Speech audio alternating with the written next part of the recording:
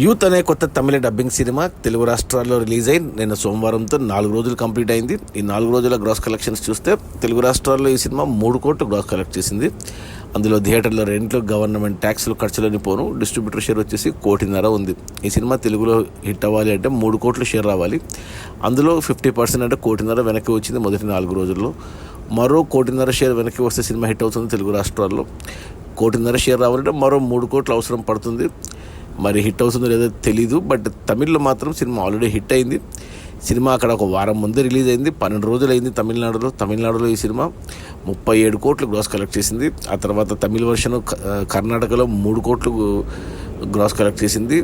Plus కేరళలో తమిళ version 12 రోజుల్లో 1 కోటి గ్రాస్ కలెక్ట్ చేసింది. ఇక ఓవర్సీస్లో తమిళ మార్కెట్ నుంచి 12 రోజుల్లో 10 కోట్లు గ్రాస్ వచ్చింది.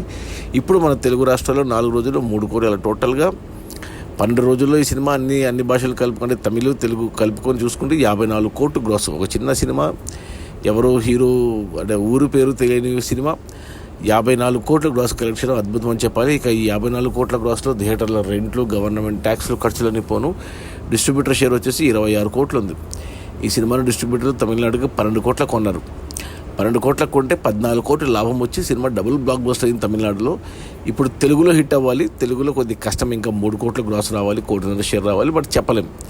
ఇంకా సోమ, మంగళ, బుధ, గురు, ఇంకా మంగళ, బుధ, గురు 3 రోజులు ఉంది. శుక్రవారం కొత్త సినిమాలు ఉన్నాయి మనకు తెలుగులో. బట్ చెప్పలేం. యూత్ కదా, యూత్ఫుల్ మూవీ. నేను ఇంకా చూడలేదు, సినిమా చూడాలి.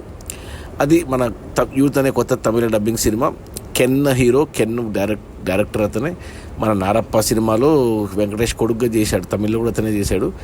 అతను తన సొంతంగా తీసుకున్న సినిమా. రిలీజ్ అయిన మొదటి తెలుగులో 4 రోజుల్లో 3 కోట్లు, ఓవరాల్గా తమిళనాడులో 12 రోజుల్లో 54 కోట్ల గ్రాస్. ఓకే, సినిమా ఆల్రెడీ తమిళ్లో డబుల్ బ్లాక్ బస్టర్ అయింది. తెలుగులో హిట్ అయినా కావకపోయినా పెద్ద ఫరకేం పడదు. Okay, bye.